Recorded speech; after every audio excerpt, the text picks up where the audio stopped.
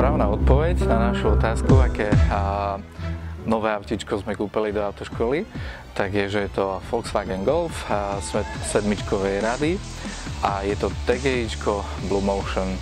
Takže toto je autíčko, na ktoré ja sa osobne veľmi teším a je to najnovšie, najlepšie, najsilnejšie, najúspornejšie a najekologickejšie auto, ktoré je teda v našom vozovom parku.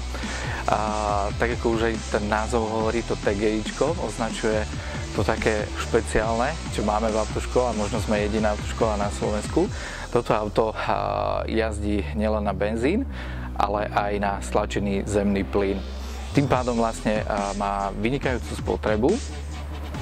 Dojazd, pokiaľ sa naplnia obidve nádrže, tak má viac ako 1400 km.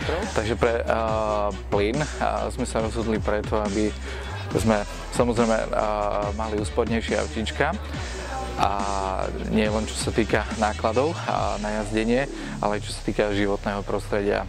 Keďže chceme byť ekologická autoškola, okrem toho, že už máme 4 autá v našom vozovom parku, ktoré jazdia na LPG, tak teraz ten taký najnovší trend, ktorý prichádza, čo sa týka ekologickej jazdy, tak je asi to CNGčko. Tak sme sa rozhodli, že ideme do CNGčka v lietadle, čo my ako víkendoví piloti triskáčov môžeme potvrdiť.